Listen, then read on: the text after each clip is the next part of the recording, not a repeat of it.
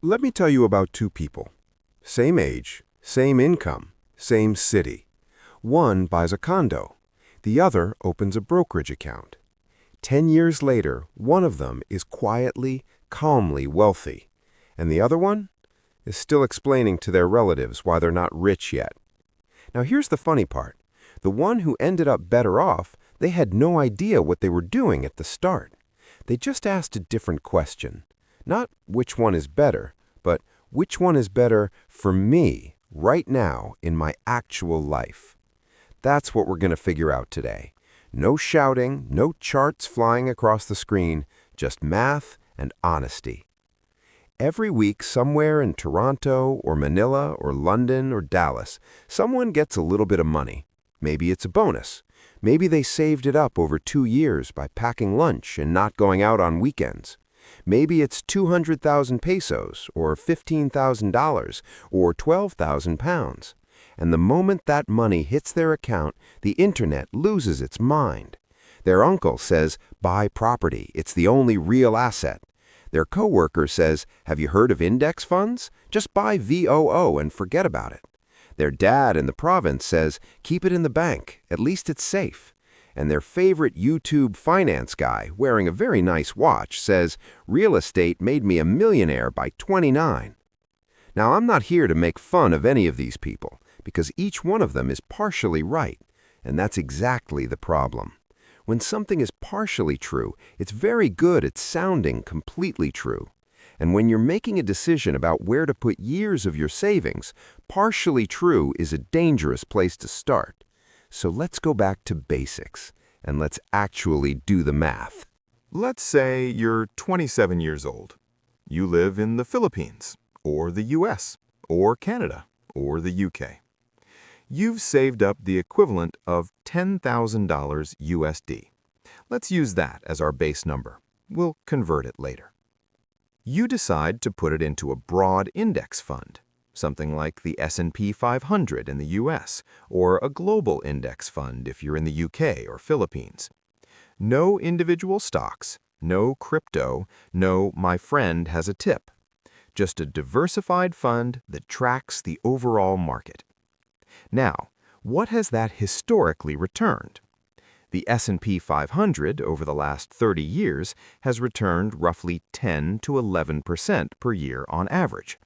After inflation, real returns, it's closer to 7 to 8% real returns. That's not every year. Some years it's up 26%. Some years it's down 18%. But over time, averaged out, 7 to 8% real returns. So let's do something simple. You invest $10,000 at 7% real return. You add $300 a month, which, depending on where you live, is roughly what a lower middle-income earner might be able to save after rent, food, and transport. After 10 years, you have roughly $61,000. After 20 years, $156,000. After 30 years, $363,000. From $10,000 and $300 a month. Now, here's what I want you to notice. You didn't do anything. You didn't manage tenants. You didn't call a plumber at 11 p.m. You didn't worry about whether the neighborhood was changing. You just let time do the work. That is the compounding effect. And it's not magic, it's not a trick, it's not something only rich people have access to. It's arithmetic. Now, a few important things I want to be honest about. First, that $300 a month is not easy for everyone. If you're earning 20,000 pesos a month in the Philippines after rent and basic expenses, saving 17,000 pesos a month for investing is unrealistic. But if you're in Canada earning $60,000 a year, or in the UK earning £35,000, or in the US earning $55,000, it's possible. Not easy, but it's possible. Second, index funds are not 100% safe. In 2008, the S&P 500 dropped about 38% in 1 year. In 2020, it dropped 34% in about 5 weeks. If you panic and sell, you lock in that loss. If you stay, history shows the market has recovered every single time. The risk in stocks is not losing money. The risk in stocks is yourself. Now, let's talk about real estate. And I want to do this honestly because real estate is genuinely powerful. It's also genuinely complicated, and most people who talk about real estate either oversell it or undersell it. Let's start with the basics. Let's say you're in Manila, Philippines. You find a condo, a small one, maybe 30 to 35 square meters, in a developing area of the city. Price, 3 million pesos. That's roughly 52,000 US dollars at current rates. You put down 600,000 pesos, that's your 20% down payment. You take out a loan for 2,400,000 pesos. At current Philippine housing loan rates, which as of recent years have been running around 6 to 7%, your monthly payment is roughly 18,000 to 20,000 pesos. Now, can you rent that unit out? In many Metro Manila areas, a unit like that rents for around 18,000 to 25,000 pesos per month. So at first glance, you collect the rent, you pay the loan, and maybe you make break even or a small profit. That sounds good. But wait, we haven't finished the math. Association dues, 2,500 to 5,000 pesos per month.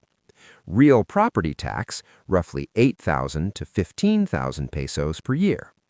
Maintenance, painting, repairs, appliances, let's say 20,000 pesos on average. Vacancy, because no tenant stays forever. If your unit is empty for even 1 month per year, that's 20,000 pesos of income you don't receive. And if you used a broker to find your tenant, that's usually 1 month's rent as commission. When you add all of this up, the real cash flow from a property like this is often close to zero in the early years. Sometimes slightly positive, sometimes slightly negative.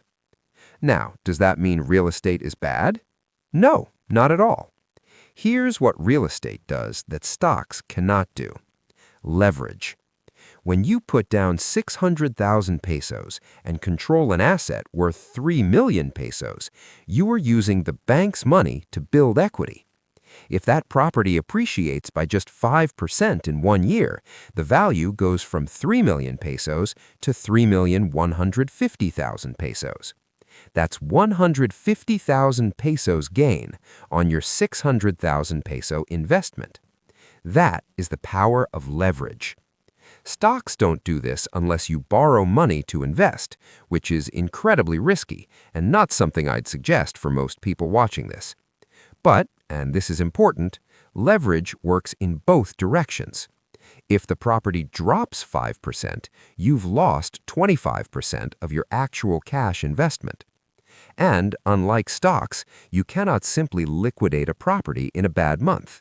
You cannot sell your bathroom in an emergency. Real estate is illiquid. That matters a lot in a crisis. Let's do this again in Toronto. A 1-bedroom condo in the Greater Toronto area recently was priced between 550,000 Canadian dollars and $700,000.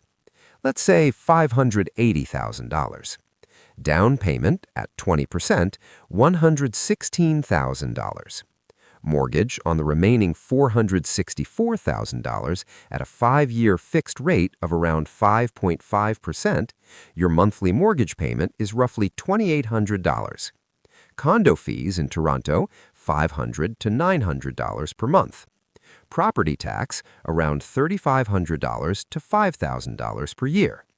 Rent you might collect, $2,200 to $2,700 per month. Run those numbers. Your rental income is often not enough to cover the mortgage plus condo fees alone. This is called negative cash flow. You are spending more money each month than the property brings in. Now, is that a disaster? Not necessarily, because you are building equity. The mortgage is being paid down, the property may appreciate over time. But you need to be honest with yourself. This is not passive income. This is active investment with negative monthly cash flow. Many people in Toronto, Vancouver, London, and Metro Manila discovered this the hard way in 2022 and 2023 when interest rates rose sharply. The math they ran in 2019 stopped working in 2023. And this is the thing nobody puts in their headline. Real estate math is interest rate sensitive. Stock math is not. Let me ask you something. Why do so many people feel more comfortable buying property than buying stocks, even when the math is close, or sometimes even in favor of stocks?